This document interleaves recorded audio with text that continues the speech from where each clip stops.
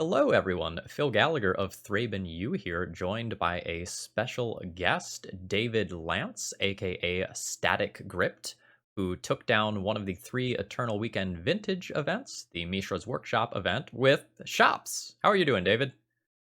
Good. How are you tonight? I'm doing quite well. So we're looking to play some Shops today, see how it feels. I know, David, you were a little hesitant about doing this, not because you didn't want to hang out and play Vintage, because you're worried about our matchups versus some of the big blue decks right now. So talk to us a little bit about that. So there's been a recent shift that I've noticed, both in the data that gets posted about the vintage challenges and just my experiences through leagues. Is since Eternal Weekend, the amount of Ravager shops has gone up after seeing after success from multiple people, and with that, people have responded, and you're seeing a lot more shattering sprees and just Jeskai in general, which I think is currently the matchup I'm most fearful of. And Shops to me has always been since the restriction of Mental Misstep has been a deck that you want to play when people are not expecting it, as opposed to just generically a top deck.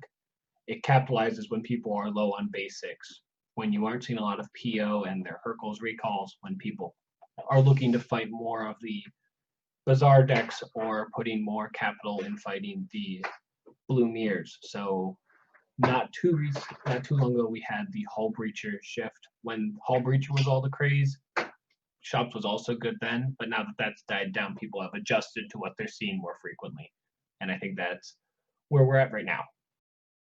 Yeah, when I was looking over some of the recent vintage lists, and I saw literally four shattering sprees in the sideboard, I was just like, oh no. I was gonna take some time to really learn shops, but I'm gonna put that off for a month or two and like focus on playing some other things for the January events. Yeah, that's kind of where I'm at. I'm looking a lot of the Bazaar decks because I'm just a more aggro centric player. So I know you've spent a lot of time playing the various Bazaar decks, mostly on Hogak, if I'm not mistaken. Yeah, that And deck's good.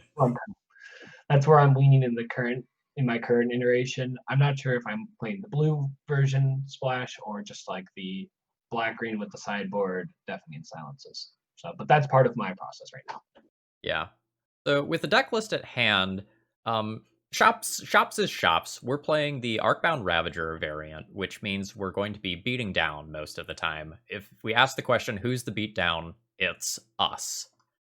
And I don't think this list is necessarily overly exciting, but there are a couple of cool things here. So what stands out to you in this deck list? So Tangle Wire is something that stands out to me, and then the difference between the lists I have played recently is the Steel Overseers. So Tangle Wire is a card has a pretty high variability in its effectiveness. When it's great, it's multiple time walks, and when it's bad, it's a 3 mana artifact that doesn't attack. That's kind of your thoughts on it as well, if I'm not mistaken. Yeah, I think you basically said word for word what I sent you earlier today. So we're 100% in agreement. Now, And Steel. then, Oh, go ahead. yeah, as you were probably about to say, the Steel Overseer is a like critical mass type thing. So you're playing it and capitalizing, getting the board early and often, which is a bit different than these like more potent, hot going high threats that we see in like the Stonecoil Serpent, which is also in this deck list, which I have been a big proponent of recently. Yeah, I've been super impressed by that card. It's something that doesn't get stolen by Dak Faden, and it's something that lives through the soft removal spells of the format very frequently, such as Lightning Bolt. You know, when you just dump a turn's worth of mana into Stonecoil Serpent, it gets pretty gross. Yeah, I've also found that a lot of times you're incentivized to keep these certain hands that produce a lot of mana with two threats, be it like a sphere into a big Stonecoil Serpent or something like that. Since a lot of times you're looking to either get the sphere to resolve and capitalize on the mana advantage, or have them force it and capitalize on them being down on resources while you make a very difficult to deal with threat.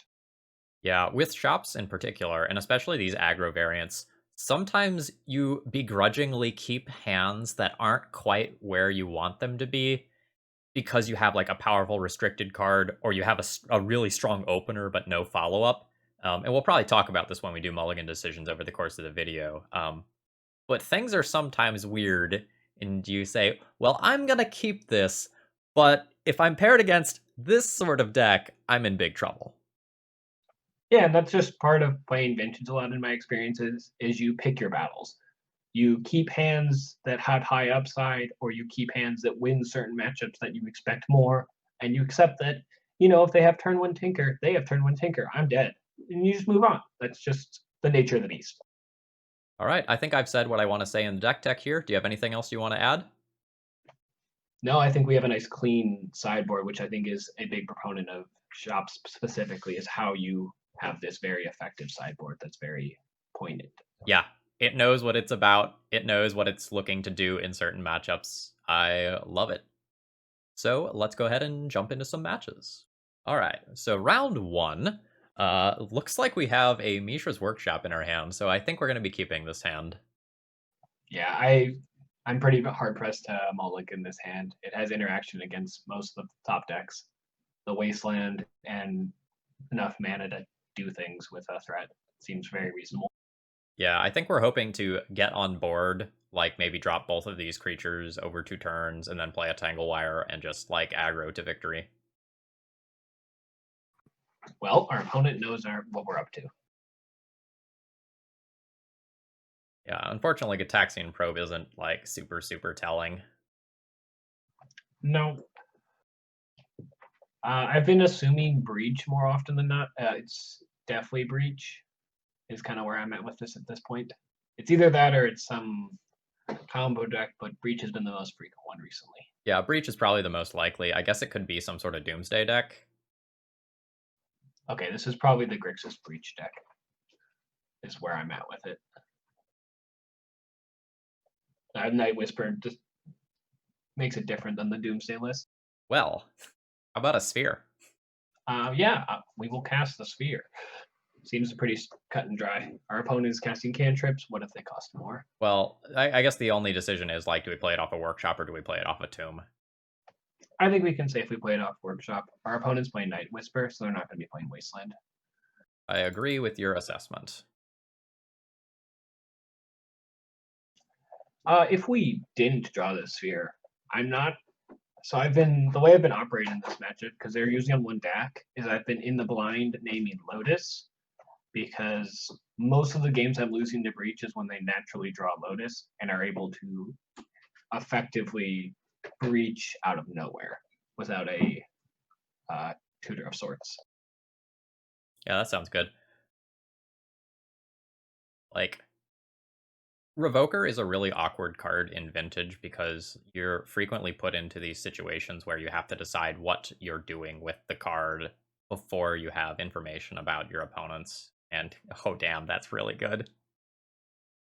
Well, I guess we will run it back from last turn. Alright, so I like pre-combat Wasteland Valk, post-combat Sphere of Resistance. Yep, that's what I like as well.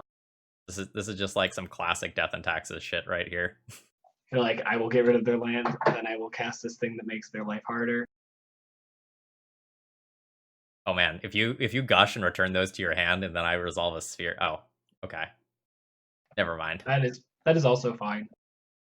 Oh, they got rid of the mentor. They milled their mentor. That is either like a blessing or a curse. Like, the problem with if they have mentors, if they naturally draw the Lotus, they can just breach into. Oh, we've won this game. Yeah. This is right. so good. GG. All right, so I'm pretty sure we can just cast the Sphere. I mean the Steel Overseer and the Ravager. We don't want to expose this Revoker right now. Yeah, but we can also just cast the Mana Crypt, right? That still puts us ahead on mana. Yeah. Turns out the free spells are pretty good. I'm sure no one could have figured that one out. Moxen are good in Vintage? Sorry, you said Ravager for the second one, right? Yeah.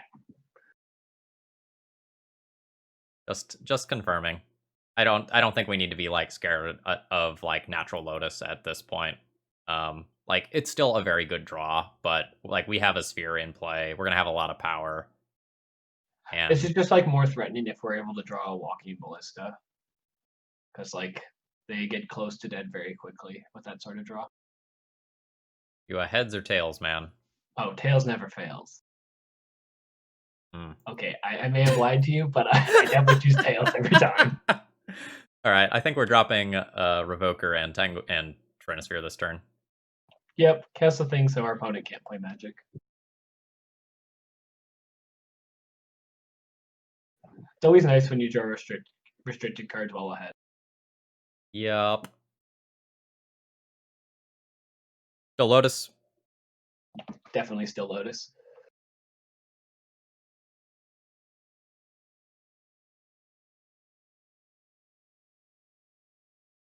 So I'm sure you've already figured this out, but for some of our viewers at home who are worried about the mana crypt, don't worry. We do just have the possibility of sacrificing it to the Ravager. Which Yep. honestly we might even want to do right now.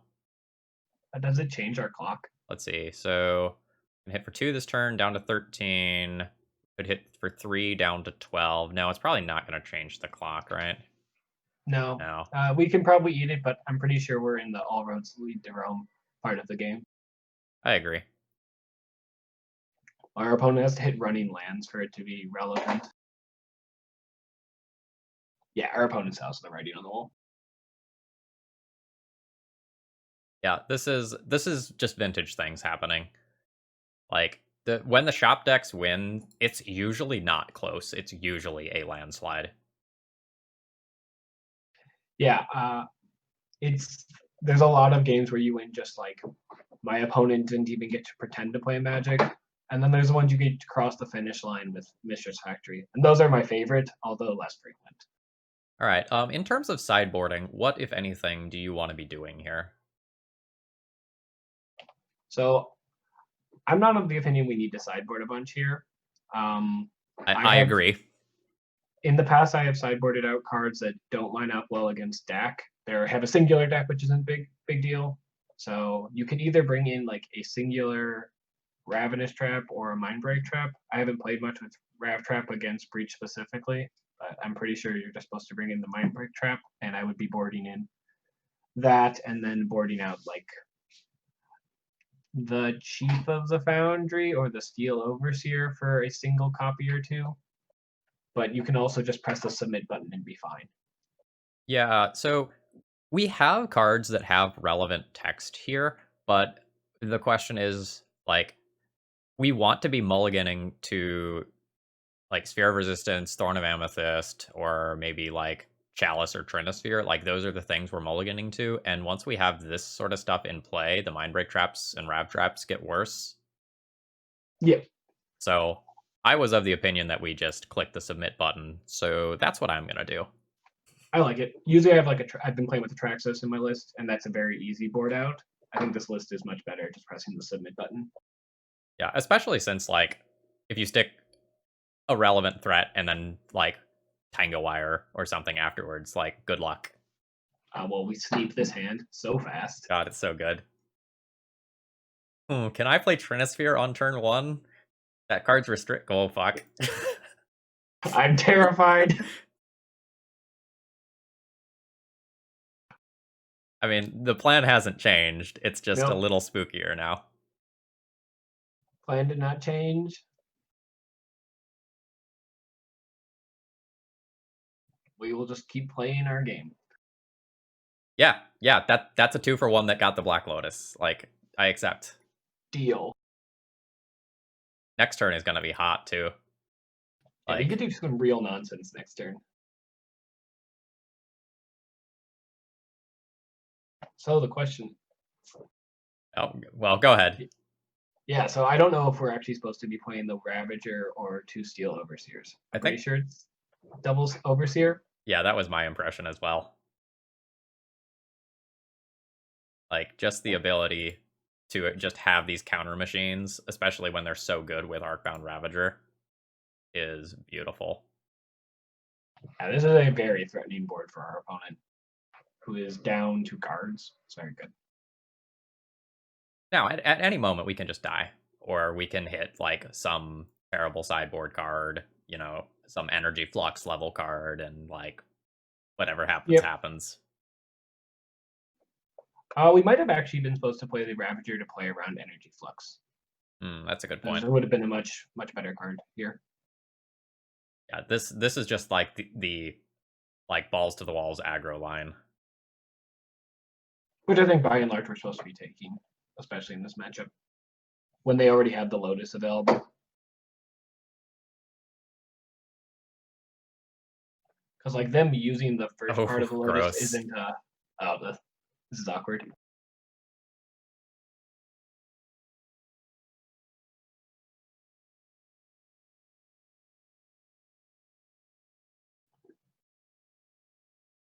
What does our opponent have in store for us? Oh, ooh. That's a buy force. That's a respectable 3 for 1. I am going to cast a 7/7 here. So both of us were just like absolutely praising this card, and for And this is good exactly reason. why.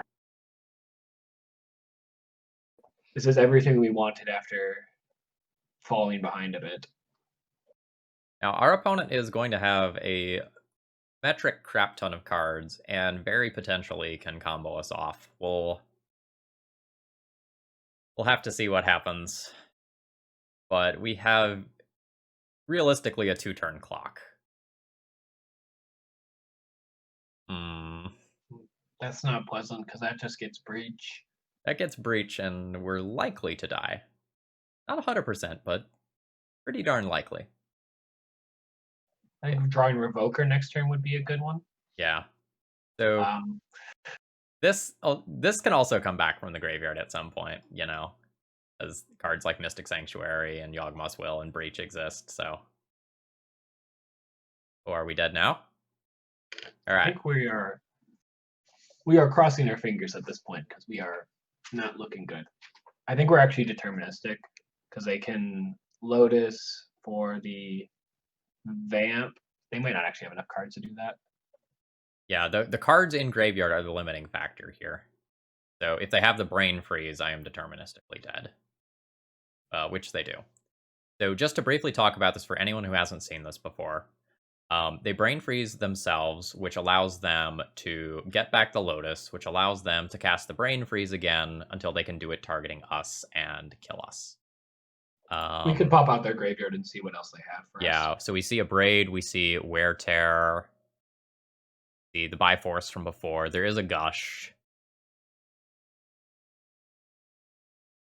But the next one probably targets us.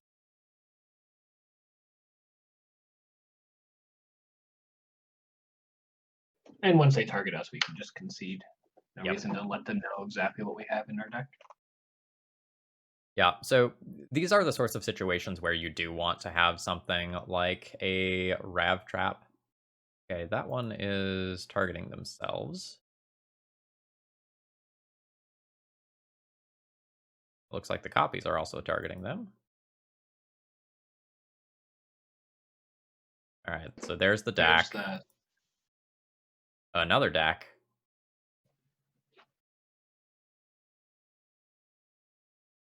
And a Hercules recall. To be a second. All right, here I'm going to go ahead and just scoop it up. We're deterministically dead, and we've seen enough of their deck to know what's going on. Yeah, we don't need to waste time for them to press buttons. I trust that our opponents will kill us if given the chance. Yeah, so again, assuming that like we're looking to win via these permanents and then pressure, I think we just hit submit again. Do you think that Tangle Wire is good in this? Is very good in this matchup? Okay, I could be convinced to drop Tangle Wire for. Do you think Trap or well, I guess they're both traps. Do you think Mindbreak Trap or Ravenous Trap is better? I think Mindbreak is. I'm not actually convinced that Tangle Wire is a card that we should be cutting. I was just curious on your thoughts on it. Like they don't need that many resources to go off, which is what has me a little bit worried about that. Like they could have like a land and then like Lotus go, and our Tangle Wire could have tapped down a bunch of other stuff, and it doesn't matter. Yep. I also think Mindbreak is good at protecting against their best hands, which is something to be said for.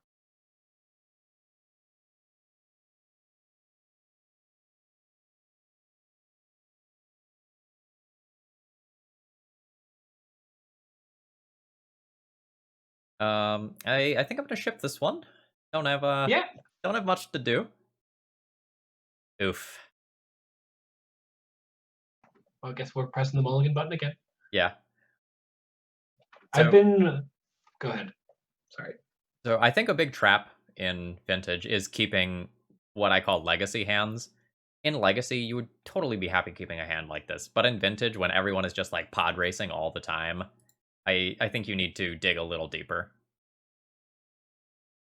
And I think this hand is a lot better. Yeah. So I think the Lodestone Golem is the first thing that goes back. That's just not going to be castable. And I actually think we're supposed to put back the trap because we need a second threat. I agree. We also like rather badly need to draw another land. Because I think we're supposed to lead on the Sphere of Resistance, but then it means if we don't draw a land, we don't put a threat into play. I agree.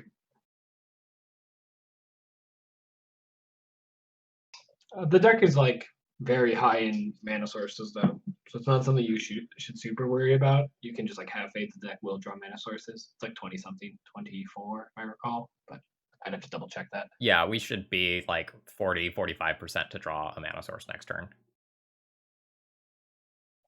Yep. And we can also aggressively wasteland if they give us the opportunity later. Even if we don't draw the land, since we have a bunch of lands to produce additional mana. See, they draw Lotus, and it's very awkward. Well, I mean, the good news is that now we can play a threat. Bad news is our opponent already has the Lotus and has played around Wasteland. Yeah, maybe this mountain will come back to bite them. That's what we just gotta hope for, I guess, at this point.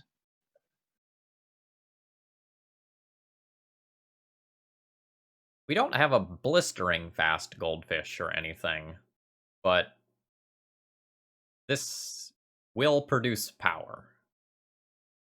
A land would be pretty good for us if we could draw like an ancient tomb or a shop.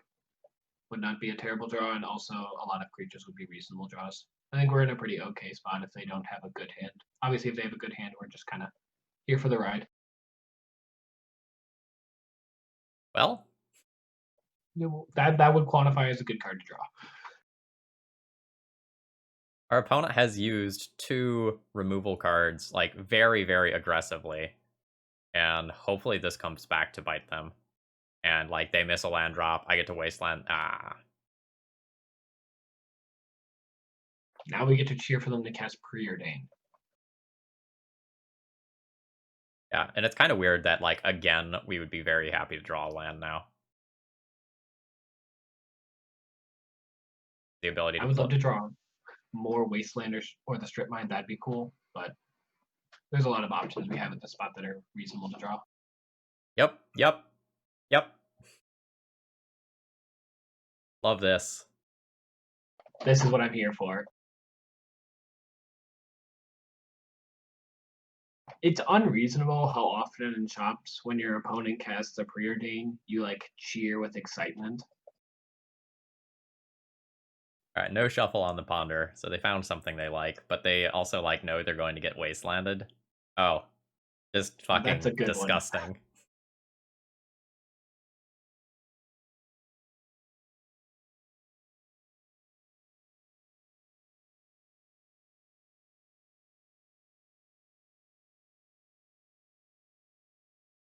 Hopefully they kept a land.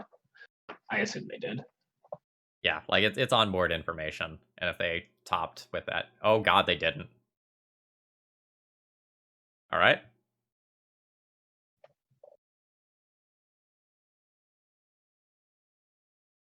Now we pretend that we're Modern Affinity.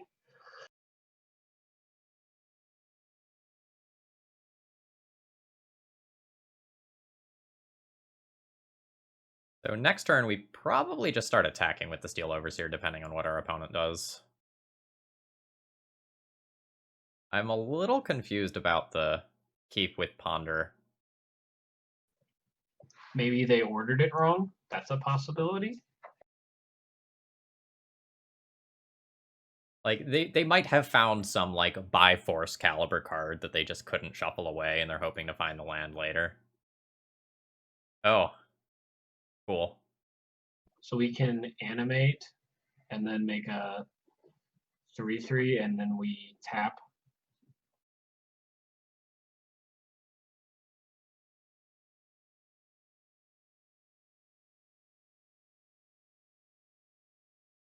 Yeah, so we could attack for 2, but we get 1/2 damage just like this in the same way. So it's just Yeah. better to do that. All right, I believe our opponent has conceded the game, and we're just waiting for Moto to catch up. Good stuff. So we're back for round 2, and this is a stinker. This is just an auto mulligan. We don't get to do anything fun. This, however, This is a hand we keep. so what goes back with this hand is the hardest question. So our opponent, I've talked with them. I know they've been recently on Breach, and also they've been recently working on the blue court as part of their Breach deck. Okay. So I expect them to be on fair blue. So I want a higher density of threats. So I kind of want to mulligan the Mox Pearl, actually. I don't know that I agree with you because Mox Pearl lets us double 2-drop on turn 1. Yep. I mean, that's very reasonable. What would you mulligan instead? So I would be looking at throwing back the Ravager so that I can go turn 1 double Overseer, turn 2 6/6 Stonecoil Serpent. I think that is very reasonable as well. So let's do that. Yeah, and this goes back to something that is really important about the mulligan decisions. There's not always a right and wrong answer about what you should do. A lot of times there's like nuance, and you choose how you are going to play out the hand based on your mulligan decisions. And that's what we see here. So your gut thought was, I want to keep the highest threat density, and my gut thought was, I want to play out my cards as efficiently as possible. I wouldn't be surprised if we should put back the second Overseer instead of the Ravager, just because Ravager allows us to play around removal more while also being a way to utilize things even in the face of removal. I guess I just reset what I was saying, but does Yeah, that make sense where I'm at with that? yeah, that's fair. But how many removal spells is our opponent likely to have in game 1? 3 to 4. Okay, that's more than I thought. Probably, if I were to guess, they'd probably be on like, if they're Jeskai, they're probably on like double swords plus a bolt and a spree maybe, and then if they're on blue red, like double or triple bolt plus a spree. Okay. That's kind of where I've been seeing a lot of lists recently. Yeah, it's really disheartening for a lot of those lists to have the 4 sprees between main and side. Usually But more sideboard, but like a Shattering Spree is good. Well, not good. Salvageable in just about any matchup because of Poxon. yep, and it puts a lot of pressure for you to win game 1.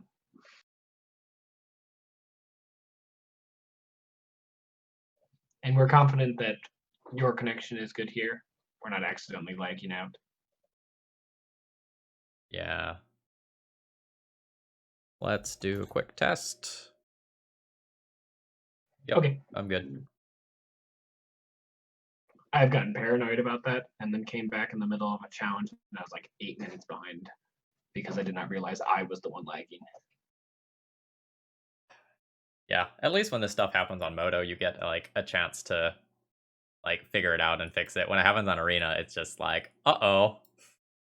Well, I have passed the turn, I have time walked myself, and my opponent has done horrible things to me in the meantime.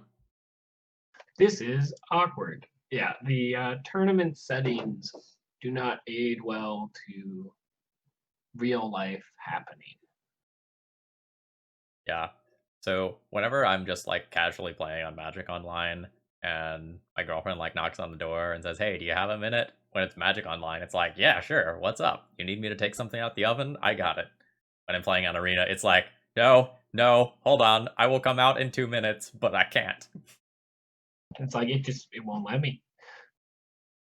It's like I'm playing a first person shooter all over again. All right.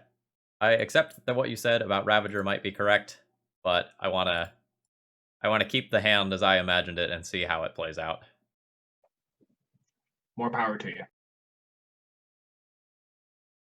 Just like the ability to play oh man, are we really going to? Okay, I was gonna say if we're just like tanking again after I do one thing and you're just like not actually playing Magic right now, I would have been salty. Hey, at least we can sit and chat in that interim if that were the case. Better than Yeah, playing alone.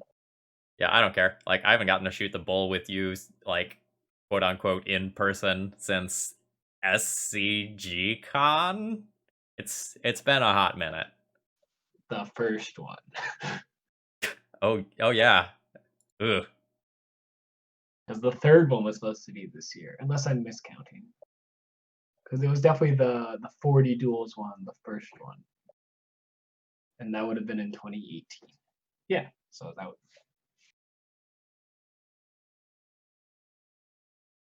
It's nice that we get to put our lodestone out of bolt range. Yeah, that's so strong here. And then we just get to play a gargantuan serpent to follow it up.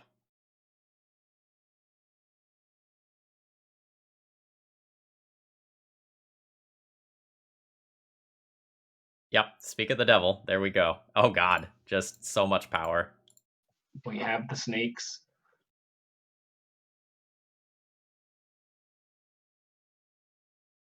Reminds me of the. Have you seen the blue-white Bomberman deck in Legacy that's playing the snakes? Proving just Yes. like how potent the card is. So our opponent is just dead on board. We have 12 power. Our opponent has accepted they are dead on board. Yeah, I mean, I respect that as a way of concession. I had a couple of games like that at Eternal Weekend where I was just like very confused what my opponent was doing, and then realized that they had realized they were dead. It was just like the slow, like, why would they gush here? Oh, they think they're dead. It's like a last ditch effort when you are pressed. All right. Again, I think we could just resubmit on this one. Yeah, I agree as well. Often Shops decks are sideboarding like one card for the blue matchups, if that. Yeah, like on the draw, we could consider like boarding some pithing needles over tangle wires to answer planeswalkers or something like that. But that's about it. Um, I lean towards this one being a mulligan. What about you? So my eyes like are drawn to Trinisphere. Then I think, is this Trinisphere going to be good? And it has the Wasteland, so you're like, maybe. But then it's going to be their going into their turn 3, so I'm inclined to mulligan as well. Yeah, so like we could play a 2/2 on turn 1 followed by a Trinisphere, but I would rather do something impactful on turn 1. This will probably qualify. This is an Yep. aggro hand.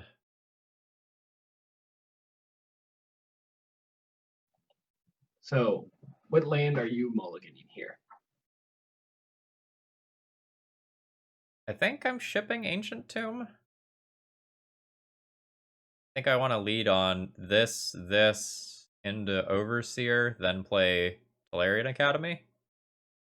That's I agree. That's what I was going to do as well. The extra body is worth more than the mana, especially because we can't use that mana effectively on turn 1.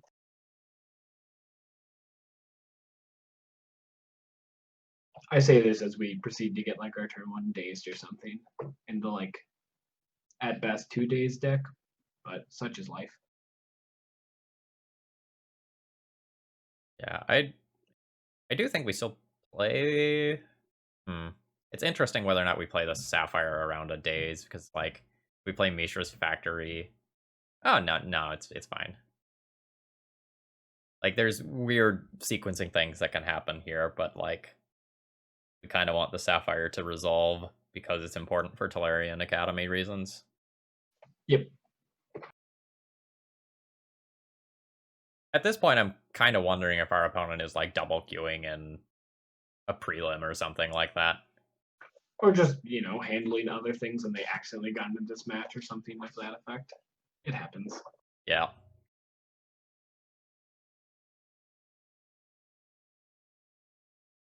I've definitely been in like a prelim, and then it turns over way earlier than expected. Some souls actually just like turn over much quicker than like a challenge where you expect everything to go to time. All right, our opponent has started off with a Gataxian probe, so they have full information. They're on to us.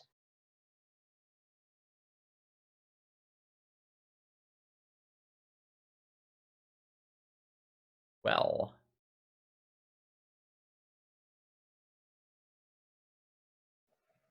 how threatening is this JVP? Not extremely right now, right? I'm not super scared of this JVP. All right, so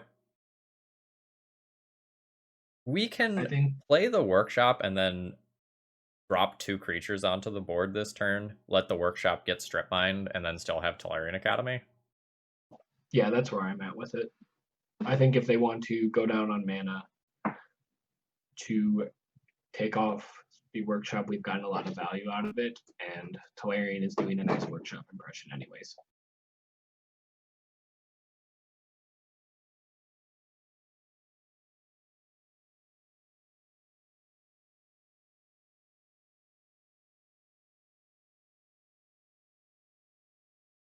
The awkward thing with shops is you basically always have to tap the mana itself because it's an auto pay. Yeah, I have felt very spoiled in some ways by Arena's auto tapper. Like Yeah, you just get to coast, and it's usually not wrong. yeah, you have to be playing a specific subset of decks to care about the auto tapper. Yeah, it's like, oh, I have this 1/1 drop that I could draw when I'm casting my draw spell, so I need to leave this mana open. Like those are the sorts of scenarios where that stuff matters. All right, so we have 3, 4, 5, 6, 7 mana. So we play the Walking Ballista X's 3 around days. Yep. And then we get to And put we are, another counter on it, and then we don't lose it when we kill the Dreadhorde Arcanist. yep. We can also attack with Ravager. Yeah, so let's go ahead and do that now. I would not expect our opponent to block, but stranger things have happened. Yes.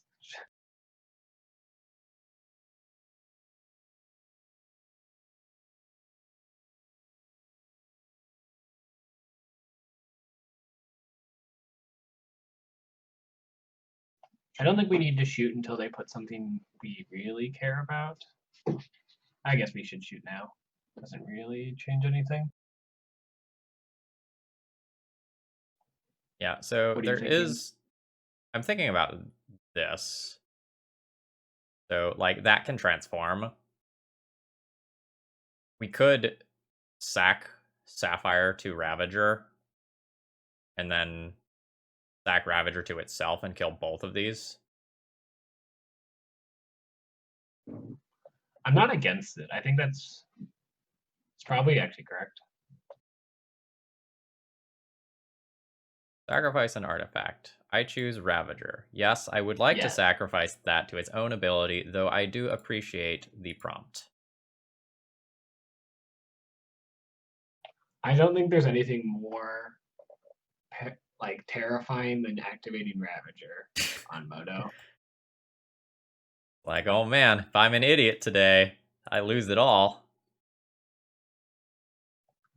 I'm pretty sure in Eternal Weekend at one point I was shaking while trying to activate it. Oh yeah, I can't imagine that, like, top 8 nerves pressure on top of, like, cards that you can misclick with. Yeah. I'm pretty sure I was shaking during quarters about it.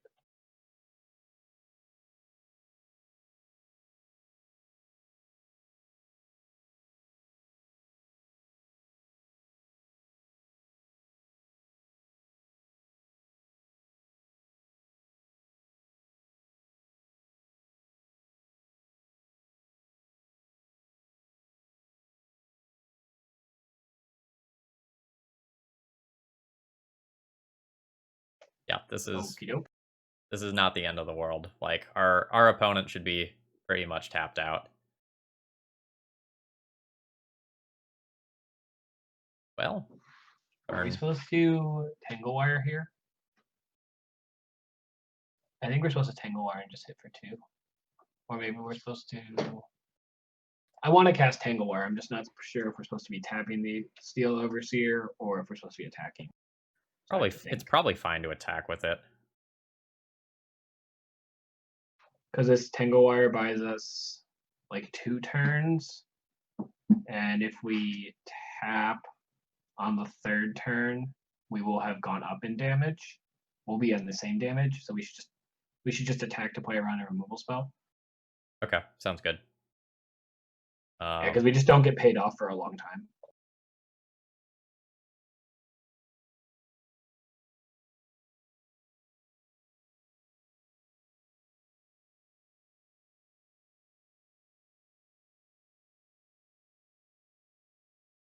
So this is one of those fun cards that you can misclick and mess up super, super badly. Just by the way, now that we're talking about that.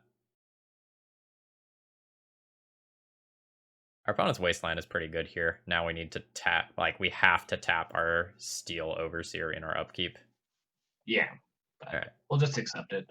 So the fading one needs to resolve first. Yeah, so you tap so that the left means one. I do this one. But it doesn't matter this turn, but it will matter next turn.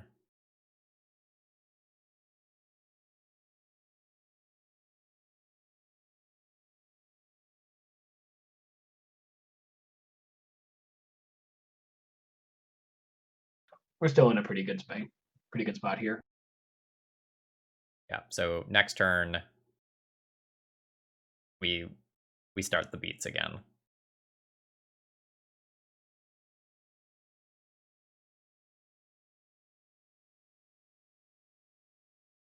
All right, so now we tap 2 of these. So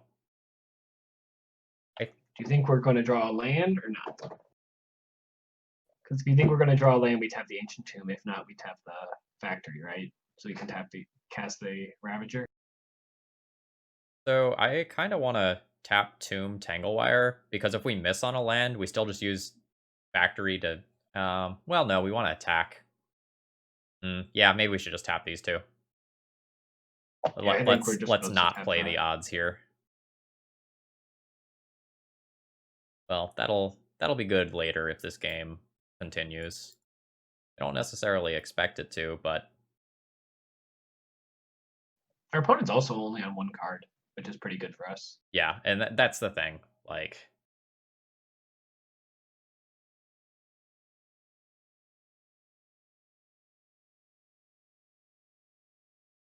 so real talk, do I just sacrifice the Tanglewire during their turn? I was going to ask the same thing. I think we do. Yeah, I don't think tapping their like Mox Sapphire is worth the ability to miss on casting this Lodestone potentially. Oh, it's the greatest thief in the multiverse. This may answer our question.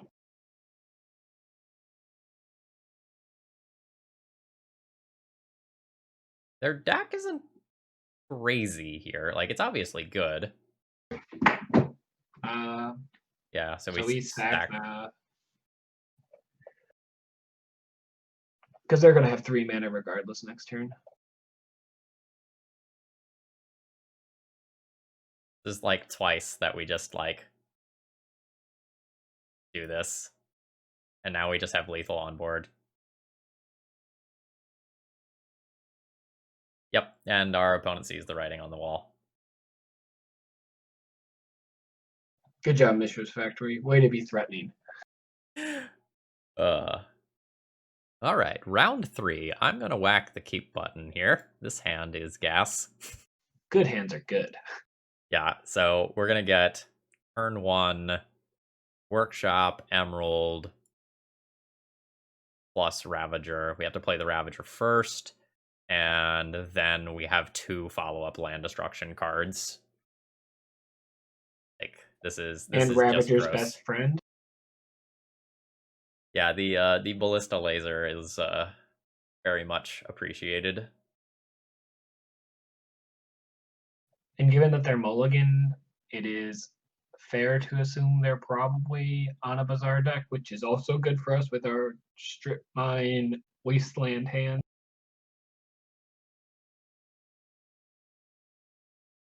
Okay. They were a blue deck. That's fine.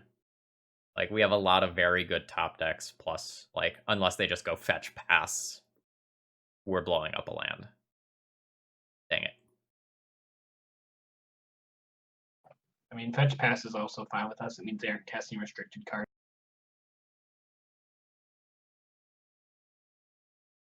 Yeah, so this is fine. I think I just like playing the Foundry Inspector this turn and saving the Ballista for next turn. Yep.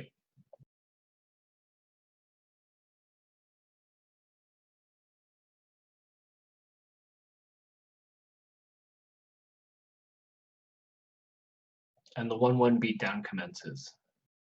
I'm very familiar with this life, as are you.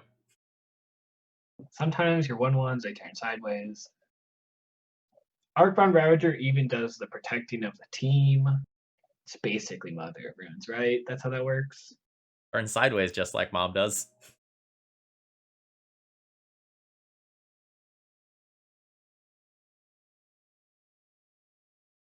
Okay, so this now costs 1 mana. In terms of sequencing, we have things like Daze and Gush to be thinking about. So do you want to, I would play the strip mine, attack, and then in damage we can strip them. Yeah, I'm good with that.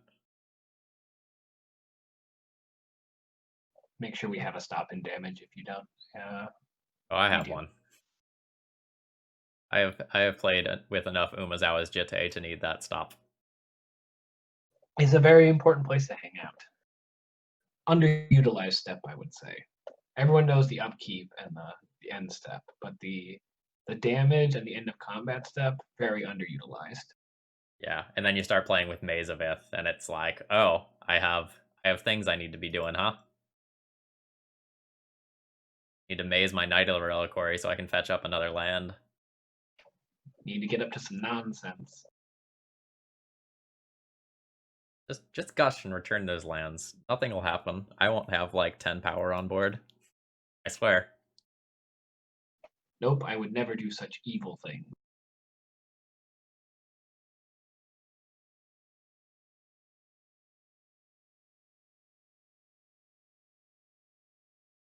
Smells like gush. Yep. I mean that's fine. This is a huge tempo swing. That's worth a spell. Yeah, it puts them to 1 mana next turn, which is what we were expecting to do with the strip mine anyways.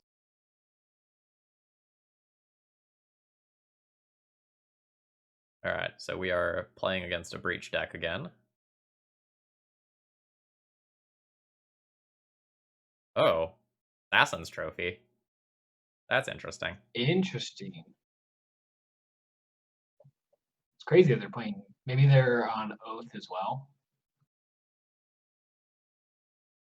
See, so I just pay 3 mana for that, and that gives me my X's too.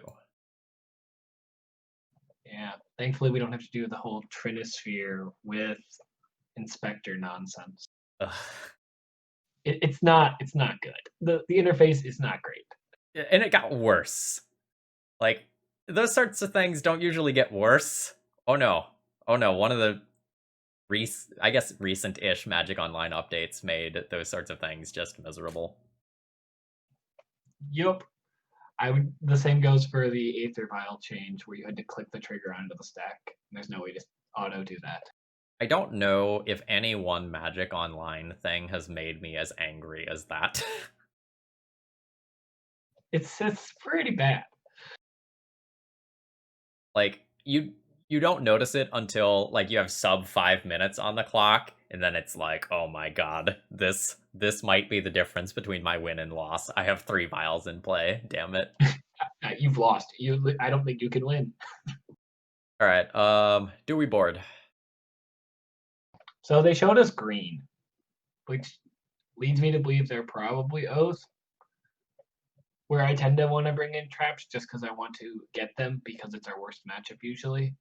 Even though Oath consistently does poorly, people still play it. To clarify, do you mean Ravenous Trap or Mindbreak Trap? Mindbreak Trap, sorry. All right. So in that case, let's maybe pull out 2 Tangle Wires for the Mindbreak Traps and then trim the Chief of the Foundry. Maybe we're supposed to trim the Steel Overseer instead of the Chief, because Chief is immediate damage as opposed to needing to untap. Sure, I mean, like, at the end of the day, this is some amount of haste damage. I can see it. I really like haste damage. It's scary when my opponents like have nonsense. Yeah, we don't have any Jeeps in this list. We don't get to go beep beep and just hop in the car. Yeah, no beep beep. Very good against Oath. The best is when you resolve it and you get to play around counter spells the rest of the game with your Mishra's Factories. I'm inclined to mulligan this hand just because. Yeah, it's close. Like, you make 3 power, and then you have 8 power on turn 2, and then you have a Walking Ballista. But I think on the draw, that's a little questionable. I like this hand better. Yeah, it's alright. I'm deciding between Factory and Ballista. That's what I'm Is where thinking I'm about at. as well. But we have Ballista and Ravager, which has potential. But I think, like, these are the cards that we want to cast early. Yeah. Yeah. I'm probably putting down the Walking Ballista so we can draw into more good cards. More mana since we're going to aggressively wasteland. Yeah, I'm good with that. It's hard because, like, you really want to have your mana sources, especially when you don't have Moxen. Alright. Oh no, they're Opponent on to gets us. to know about the trap, which is annoying.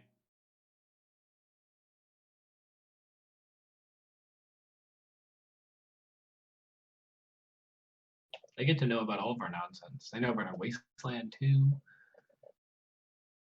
Game's a lot harder when our opponents play around our cards. Yeah, there's a reason why Gataxian Probe has gotten the axe in a good number of formats. That is a card I do not miss. No, most At all. certainly not. There are parts of gameplay from other times in Legacy I miss. Gataxian Probe is not one of those cards. Oh yeah, I have like so many nostalgic things to say about like Death Right Shaman formats and top formats, but not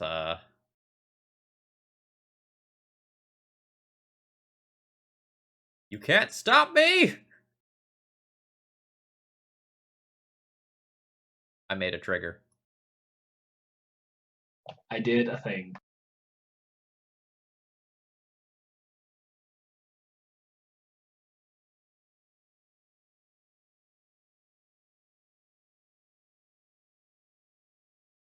Our next turn's gonna be awkward if our opponent plays another island. It's like, oh, well, never mind. Well, opponent, I see you did a thing. I would like to do a thing as well. Do we just cast a 2/2? I think we're supposed to cast the 2/2. A little awkward because like we have another Soul Land plus Foundry Inspector, but I think we just want to get the beats on now. Yeah, better now than later. Like attack for 2, attack for 5 to 7 damage. Yeah, That's cool. Yeah, this is good, but I think I still just want to be curving out like Factory plus Inspector. Oh, no. I can just Ancient Tomb and Shock. Yep. Life total is fake. Actually, I'm pretty sure I've killed myself with my Ancient Tombs far too many times with Chops. Lotus. Are you just like super incentivized to play them? Definitely Lotus.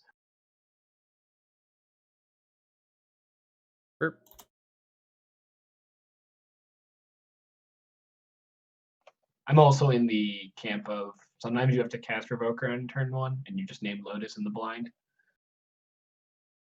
I know some people who name Dak in the blind.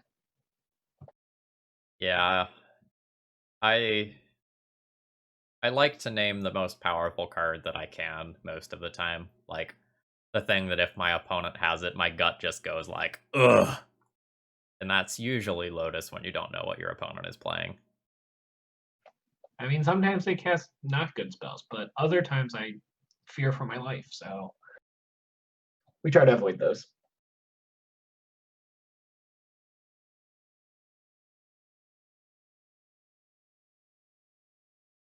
Sure.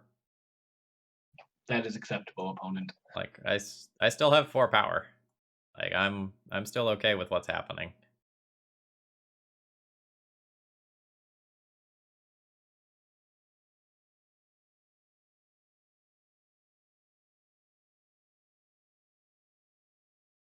You know, we should draw next turn. What? Everyone's favorite Talarian Academy.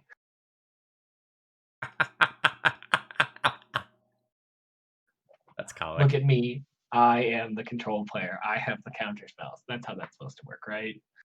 Sounds good to me. So we don't quite have lethal next turn, but we're darn close. We animate Factory, we tap Steel Overseer, we crash in for most of their life total. Yeah, and they throw in the towel, very understandably. Alright, round 4, here we go. We've won the die roll, and that one goes back. We did not win the hand roll, though. Oh, This hello. one's great.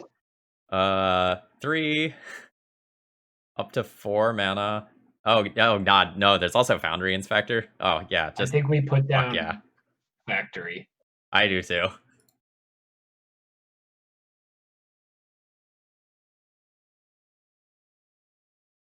So we lead on Foundry Inspector, then we get Soul Ring for free into Sphere of Resistance. We do Soul Ring into Ravager Sphere. Oh, yeah, gross. This is one of the best Foundry Inspector starts I've ever seen. Foundry Inspector is a good magic card. And by that I mean Mishra's Workshop is a good magic card, and Foundry Inspector benefits from it. Yeah, there have been a lot of cards that have gotten banned just because they can be cast by a workshop. Like,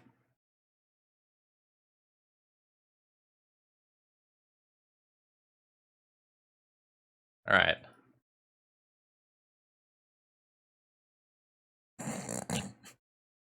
That's pretty good. Alright, so 3... Alright, so these just break even, so I do want to play this land, and then we play a Walking Ballista for X equals 3. Yep. Just gross. Just gross.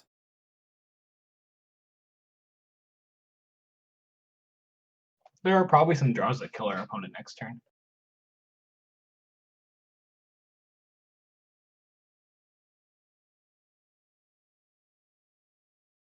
Is there any reason why we want to sacrifice our Soul Ring here? No, I think it's a don't higher think we upside do. to have it.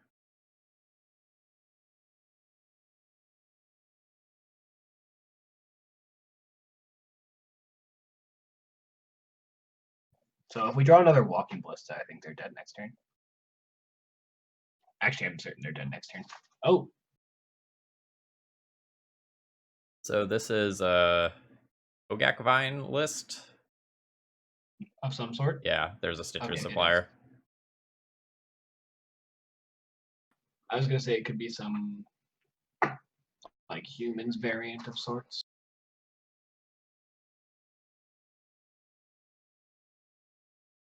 Yeah, I think our opponent is just going to be just straight up dead. I think. Okay, so if we shoot.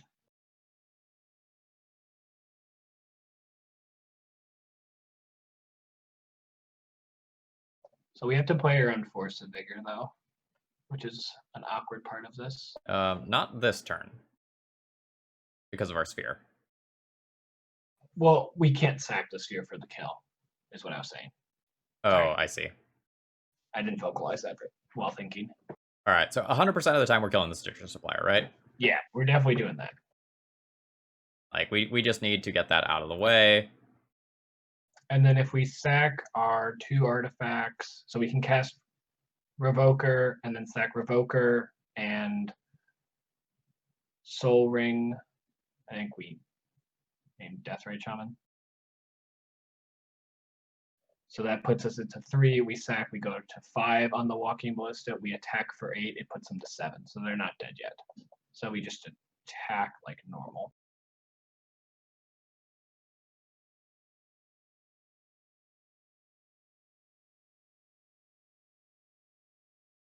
And then we Wasteland, which probably turns them off getting to put a Hogak into play, unless they have Bazaar. Even that doesn't work. Yeah. So, 2 good things happened here. Number 1, we won the game. Number 2, we won the game and we know what deck our opponent is on. Like, now we know that we need to bring in the Graveyard Hate, so life's good. The nice thing is people typically concede to when people concede to your spheres on turn 1, you can assume they're on blue decks usually, because the non-blue decks play through the spheres a lot better. All right, so the starting point here will be bringing in these 6 cards. What don't you like? I don't like the Steel Overseers. Okay. I'm also not particularly enthused by the Tangle Wire. All right. Typically, you take out the very aggro cards in the matchup, and then you take out the Thorn. So you still keep Chalice? Chalice on 1's pretty good. Okay. So a lot of times my default pattern with these sorts of decks is when I'm playing against fair stuff, I oftentimes like board out these sorts of cards. Yeah, I think Trinisphere and Chalice are both pretty good against them, and Sphere turns off the... Sphere is less good in this matchup because it doesn't eternally turn off the Force of Vigor, but still something you want. Okay. Just because it stops the early Hogaks, and it stops the Vengefines a lot of time. So I find it interesting that you wanted to cut the Steel Overseer. When I've been playing like human sorts of matchups, I've found things like Luminarch Aspirant really important because they allow your crappy creatures to get larger than a hollow one. And once that happens, you actually have valid attacks again. Well, we have Arcbound Ravager and Stonecoil Serpent. All right, so yeah, I guess that's fair. I also like the Wormcoil engines in this matchup. Okay. So if we want to get those in, then we can cut this other Overseer. Is it Lodestone? Lodestone is not particularly in a good place. All it does is trade for Hollow One, so I'm inclined to board it. All right, and then like the Chief. I think I would board out the Chief. Bye, Chief.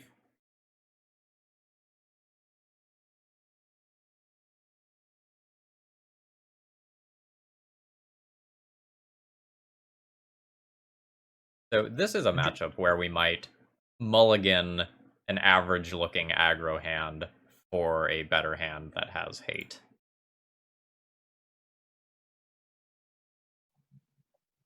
I think we are supposed to keep this hand, though. So do I. Again, I want to put down the Factory. I am good with that.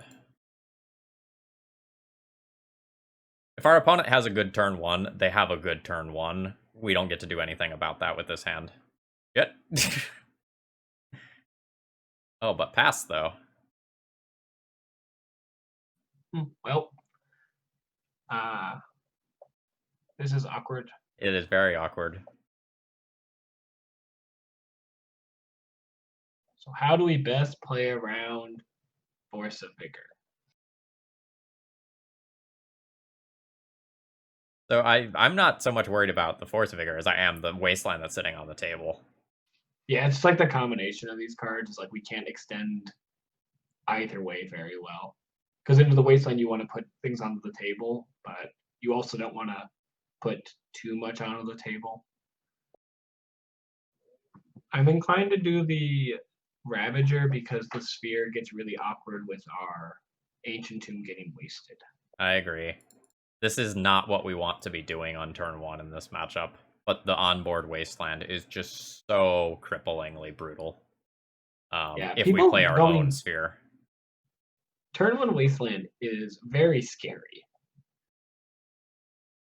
It's like a very common play from the like the pitch versions of these decks, and I think it's like just very underplayed. The lead on Wasteland and past gameplay.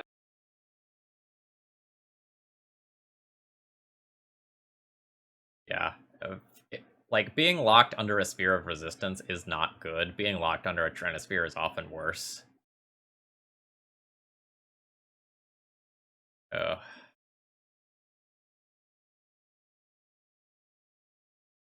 Well, the good news is opponent actually doesn't have all that many cards in their graveyard. Speak of the devil. Okay, so this puts them to 6 total cards in graveyard, 5 other than Hogak. Which, So their Hogak is coming back. well, I can ping the Basking Rootwalla here. We have an Earthbound Ravager, not a Walking Ballista. Well, why the fuck didn't we play Walking Ballista to play around this exact scenario? You know, No! that was probably a better play. Full disclosure. Yeah, I actually think it was. We messed up. Oh shit, Vengevine too. Alright, we're dead. They can waste us and they can Vengevine us. Yeah, we got vintage this time. We've done this to our opponents a couple of times. Oh, so they didn't wasteland us to get Vengevine too. Weird, but okay. Or wait, or hold on. Was both of these? No, both of these were these turns, so they already missed Vengevine. Okay. Oh yeah. But they could have like wastelanded us and like saved the Vengevine. Or saved the Bloodghast. Well,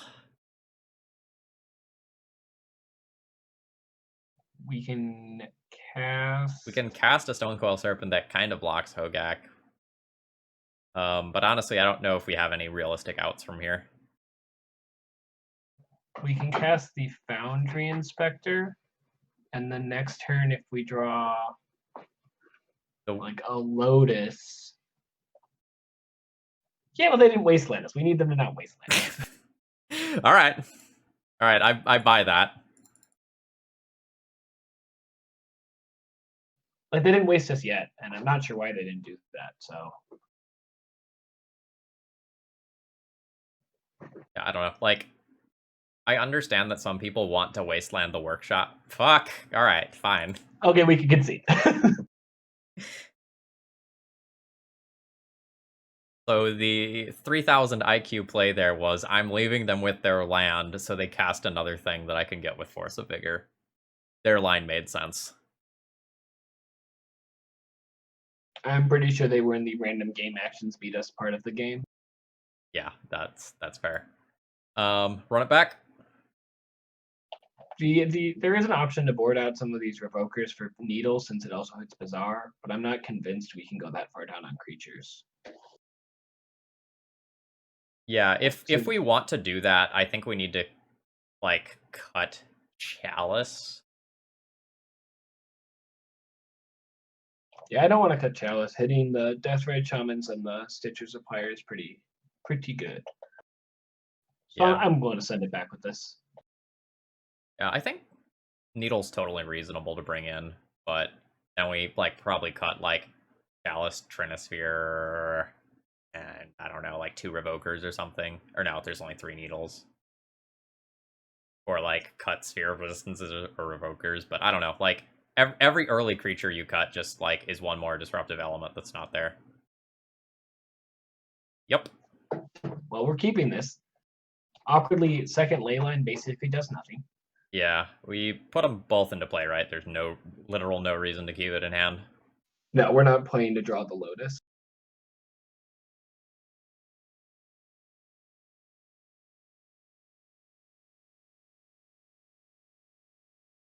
I have cast a Leyline before. 3/3? I'm on the 3/3 plan.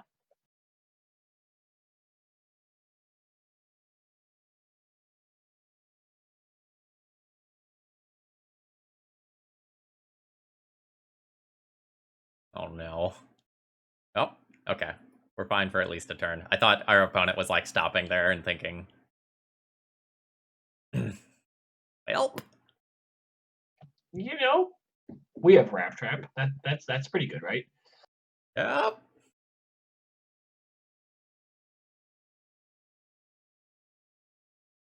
All right. Well, And the beatdown commences. We have a plan, and we'll see if the plan is good enough. Our opponent didn't just, like, cast something like a Vengevine or something and just start beating down, so... See where things end up. Fuck, alright. Yeah, it is what it is. We still got Rat Trap. We're still in it. Yeah?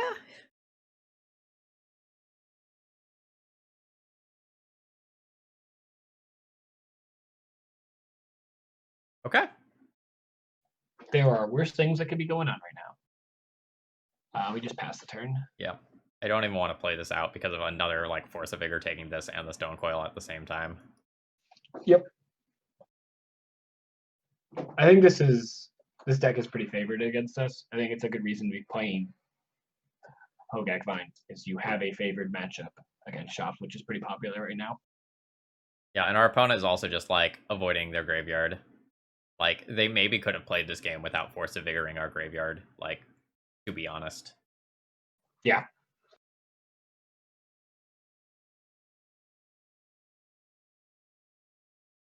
Yeah. We can play as the Ravager here.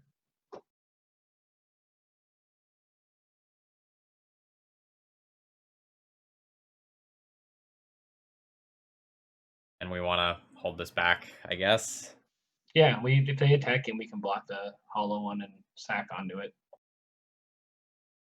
I don't think we're actually going to do that right now, but we can threaten to.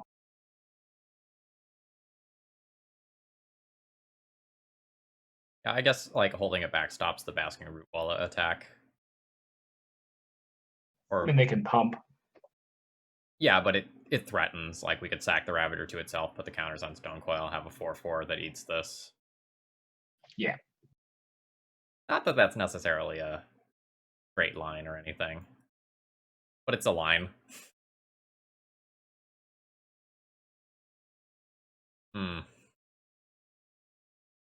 I'm gonna use the ability. Wait, no. What did we put What on did the I put on bottom? bottom? We kept 7, right? This is a keep 7. Yeah. All right, I'm not gonna That search. doesn't matter.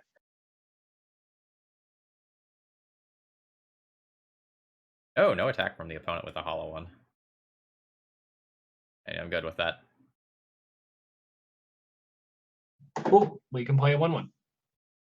All right, just we've turned vintage into limited. Everyone's here, chilling, having a good time. Hey, Arcbound Ravager, pretty good and limited. Yeah, I've been playing a lot of Kaladesh Remastered Limited. Well, kind of. Well, I guess I'm not overly surprised that they cycled that. I might have held on to it just as a 4/4. You're pretty far off it. Oh, I figured out why they did it. so did I. It's weird. All right. Hey, so if we cast this Ravager, we eat one Ravager with the other, and we get up to Hogak next turn. Right, so we eat, that creates 3. We eat again. Now we're getting. Well, I We're guess we could also eat our Mock Sapphire. Yeah, so we're okay. All right, so we'll pass the turn.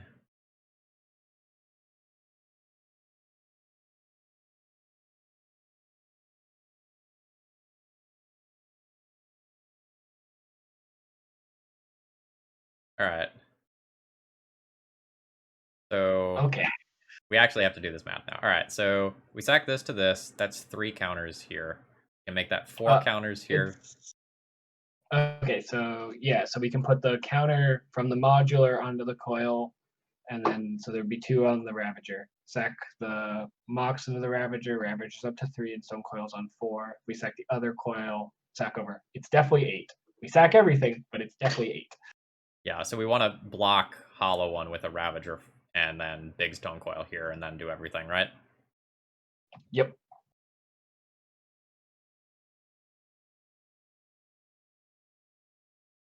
All right. Okay.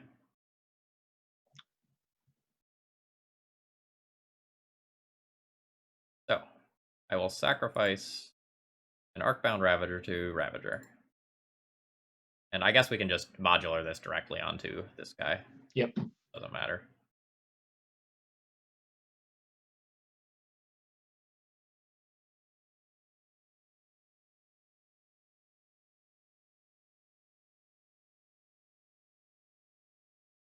Oh.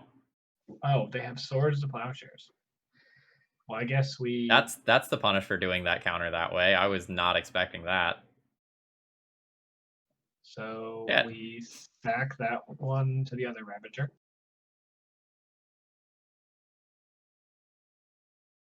That's awkward too, because it's like this thing has trample. Yep. Alright. Well. We weren't meant to win this one, is what I'm feeling. I'm getting that impression as well. Alright, we play a Revoker, we get Revoke Deathrite Shaman, we can sacrifice 2 things, 5 total counters, 6. Alright, pack it in. Yeah, we're dead. GG. Tough matchup is tough. Yeah, but Swords of Plowshares, it gets worse. Yeah, we very narrowly kind of stabilize, because if we take down the Hogak while having Rav Trap, I think there's a real chance that we can come back. All right, we're back for the final round, and we've won the die roll. I'm inclined to keep and cast this chief. All right. Like, this is fine. This is a hand that we're hoping to win with a Tangle Wire. It's a Tangle Wire, or like this Revoker can be relevant. Oh, our opponent is Serum Powdering. We're playing against Dredge, it looks like.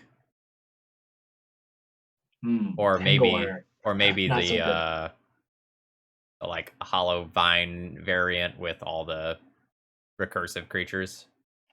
The thug tells us that it's traditional Dredge. Okay. Yeah, it's just Chief 1. Yeah. It's not. I get it. Not fancy. It's what we're working with. And we just play like Overseer plus Tangle Wire, and God, the Tangle Wire is not even really good here. I think we're Overseer plus Revoker just for creatures. Well, this helps a little bit, I suppose. Yeah, I'm just putting all my creatures into play. Yeah, this is going to be a time where like we just operate under the greatest degree of mana efficiency that we can. Tapping that Bazaar doesn't actually do anything to change our clock. So, what are you naming here? I'm not super familiar with Dredge. Like, well, there's usually nothing. Phantasmagorian? Nah, it doesn't. Bazaar is very good. You don't need to. Sometimes they have played Street Race, but usually I take this opportunity to pick my favorite meme card because it's not a relevant choice. Okay, what's my recent? The Crowd Goes Wild is my recent favorite one. That's strong. I respect that. You just gotta accept where you're at. I just don't think that's probably the correct play in terms of like EV for everyone involved. Yeah, everyone has a good time, and when they read it, they get a giggle out of it. It's a good time. That is from the two-player format that I can't remember the name of right now. Was that the Jumpstart thing? Not Jumpstart. It was before that. Had reprinting of Mycos and Platis in it. Like one of the Battle Bond. Ah, okay. Yeah, Battle Bond had a bunch of funny named cards. So we are looking to draw a Walking Ballista here. Oh no. Second Bazaar is rough. Oh gosh.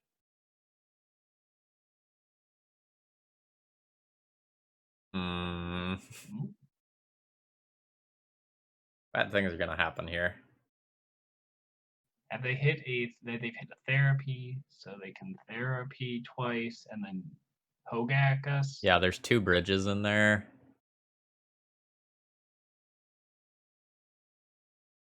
This is not the Tangle Wire matchup. Nope, no, I would agree. Not a Tangle Wire matchup. The Tangle Wire was good against the Grixis, was it? No, the Rug player. Rug, right? Yeah, Run, like run. we got multiple time walks out of it. Yeah, it was very good there. Not its pride and joy moment.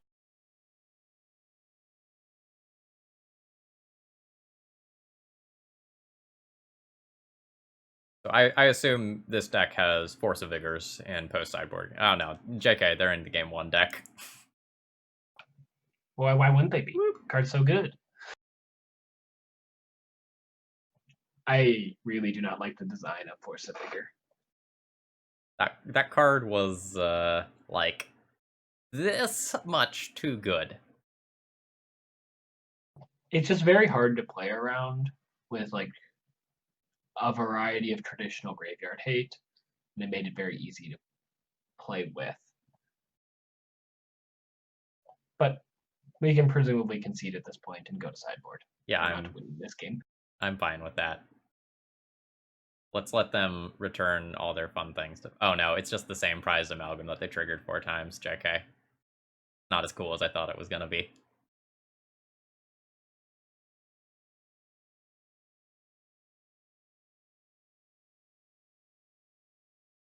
Getting both of the post sideboard games is probably rough. It's pretty reasonable. I'm not super worried. You lose most game ones, but you have a very potent sideboard. I think we have like 11 cards to bring in. All right, Every so we're card doing except the Mindbreak Trap. these. We're doing these, and probably Wormcoil too. Yep. All right, so what's not good? The Revokers seem like a good starting point, as do the Tangle Wires. And the Chalice. And then typically I get rid of like aggro cards that aren't sacking themselves. So again, I'm looking at the Steel Overseer and the Chief of the Foundry. Look, the deck was built with this in mind. Yeah, seems like the in-out numbers look really good here. And we're, believe it or not, we're still at 20 creatures, which is pretty good. A lot of times when you board this many cards, you end up with like an anemic creature count and you actually have trouble closing the game. But we are bringing in 3 creatures this time. And those creatures can all close the game on their own, which is nice.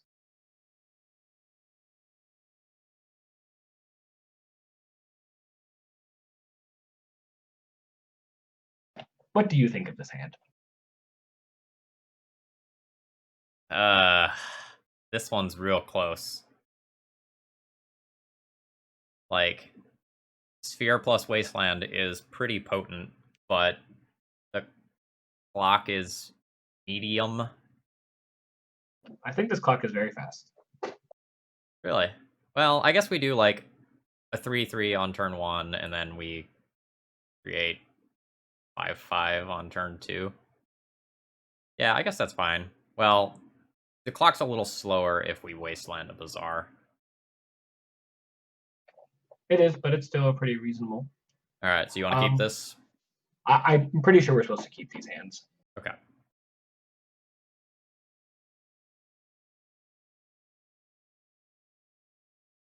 But I definitely want to play out the Ruby before I play the Foundry Inspector.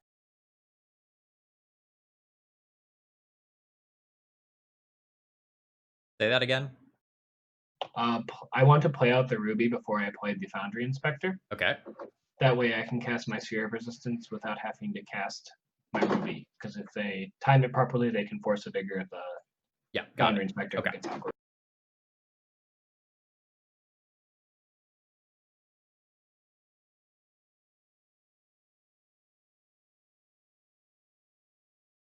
right. Good stuff. And this hand also beats a hollow one, which is nice. The problem is if you mulligan too hard for the trap or the ley line, you end up running into problems with just losing cold to a Force of Vigor, and they're a 4 Force of Vigor deck. All right, so do I just snap off the 4/4 or do I wait a turn? I think you wait a turn. they have one card in hand, they're unlikely to do a ton. Like they're just going to dredge their Stinkweed Imp and post board. Their dredges are a lot less scary.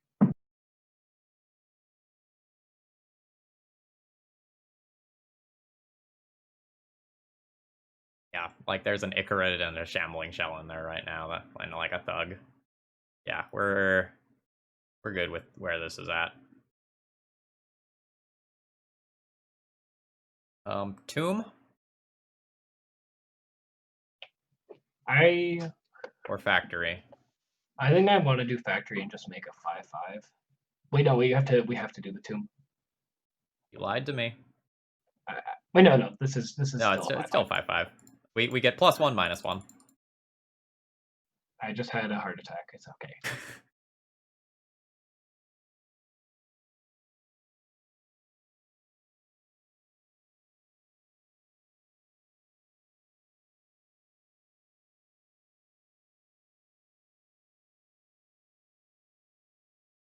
Opponent rewarded for bringing back the Icarid by finding a bridge. I'm surprised they brought back the Icarid there. Wow. Well, I guess they gotta force their damage somehow. Yeah.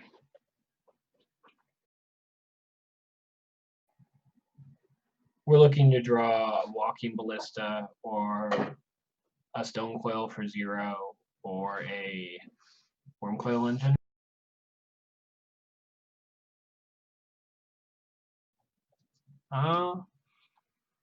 So if we play this out, do we stop ourselves from casting a Wormcoil later? And the answer is yes, if we have to block with this Foundry Inspector. Yeah, like 1 Sphere of Resistance is probably stopping them enough, right? Yeah. So do we attack? And if so, what do we attack with? Because this is kind of interesting. Like, we kind of want one of our things to die to get rid of bridges, but, like, we need to close the game at some point. I think we're attacking with the Stone Coil Serpent. Okay, and then we just hold this back, and if we trade for a bridge from below, we're happy with that. Yeah, that's kind of what we're actually hoping for.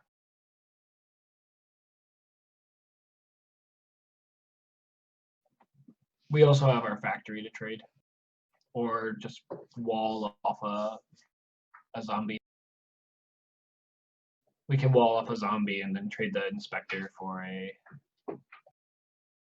Well, these Narcomoebas are awkward. Yeah.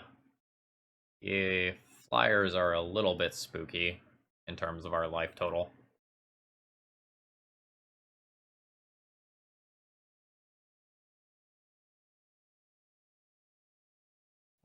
Stone Coil has reach, so we can always stay back if we need to. Given that they haven't hit it, they only have the. We can hit both bridges this turn potentially if they want to attack. I don't think they're supposed to here. Yeah, they agree. But they're out of dredgers, right? Yep, that's how Yeah. I read it. So we need Walking Ballista or Wormcoil right here would be really good.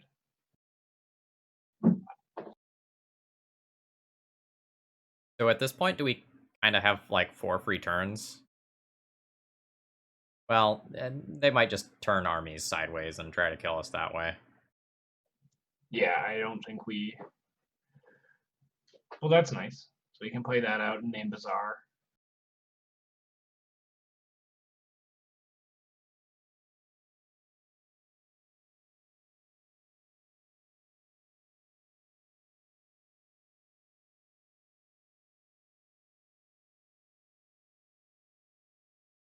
And I think we're very clearly just on the defensive now, right? Yep.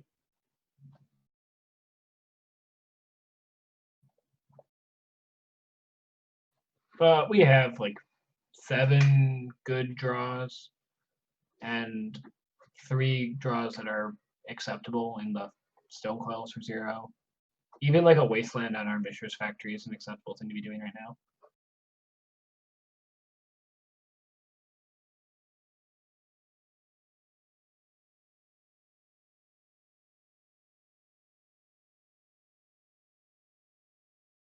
right, they're sending in the troops. Okay, so I think we block all of our creatures on the zombies. We trade off our inspector, we protect our factory, and we lose our inspector. Yeah, you got it. And then we just pump the factory.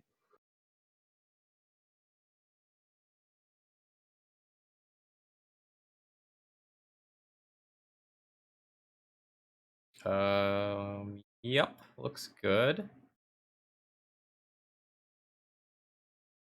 Okay, now we can play out the sphere to play around them having like a Yeah, I list. guess this makes just like such disgusting amounts of mana that we're not worried about our own cards costing Yeah. too much.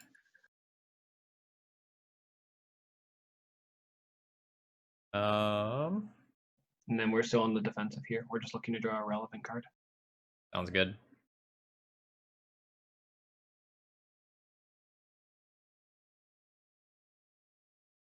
Yeah, until opponent can just hard discard a card, we don't really have much to worry about. We're not going to play that one. That one seems bad. But even another snake is really good. Like we just make a absolutely huge snake. They trample, so I don't know how big it would be, but big enough seems accurate. We have not found very good cards. So they're going to discard a dredger, and it could get awkward.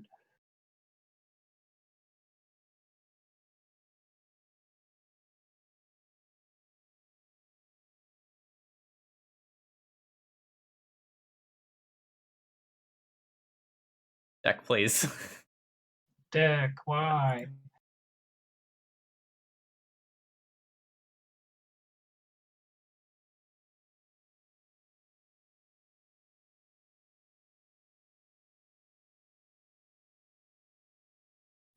They should not bring that back, and then they'll dredge, and... Oh god, that creeping chill. That's rough. That puts us dead next turn if we don't do anything. Also right? bridge from below in there.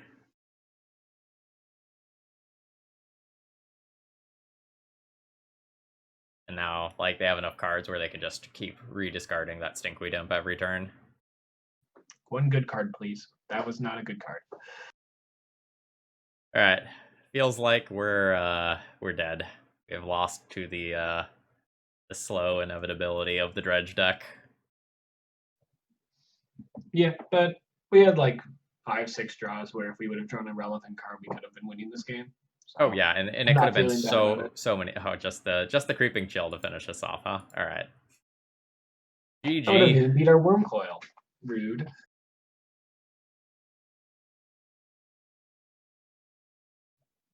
Vote has been doing this awesome thing since the last update where it just like stalls out whenever I win a match. Yeah, even longer than normal. All right. So thoughts on the deck list? We just kind of grabbed one of the most recent, like 5.0 lists or something like that. What did you think? I don't think that the deck. I felt like the deck didn't sideboard very well for the Hogak Vine deck, but I think that's partially I don't know how to properly sideboard for that matchup. Exactly. I know like what cards feel good, but not exactly how the numbers should work. Steel Overseer was kind of just Steel Overseer. The Tangle Wire had the one good game against blue and then looked very bad against non-blue, which is kind of what we expected from it. Oh yeah, absolutely. You're picking that card for those matchups over other ones. That's just like a conscious decision. Yeah, I mean, we started out with a really strong 3-0, and you know, I would have maybe expected to 4-1 most of the time. We got some bad beats in the last one, but I'm overall happy with how the list played out. Even a lot of our mediocre looking hands actually just ended up being really aggressive. Yeah, I agree. We got to do some very cool things. We just got beat up a bit by the Bazaar decks towards the end of the league, which happens. Yeah. It's a bit more dice rolly in the Bazaar matchups. Usually you're pretty favored just because you're a Wasteland Strip Mine deck, but they get you. All right, so if people want to find you and talk shop, Where can they find you? I'm available on Twitter at Static Gripped, and then I'm also available on Discord with some numbers, but you can find me in the Vintage streaming Discord because I hang out and talk to people there, and then on the Death and Taxes Legacy Discord. All right. Thank you very much for joining me today. Any last thoughts you want to share with the viewers? I don't know if Shops is good right now. I'm not actively playing it, but I think it will be good again. Vintage seems to be in a pretty healthy place where it has a cyclic nature, which is when I find formats to be the best, where a deck being good one week means that it will not be good the next week. And I think that's just a great thing for Magic. All right. Sounds awesome. Folks, if you made it this far in the video, please consider clicking that like button and help more people find my vintage content. And if you're really enjoying my content, please consider doing something else to support me. Have a great rest of the day.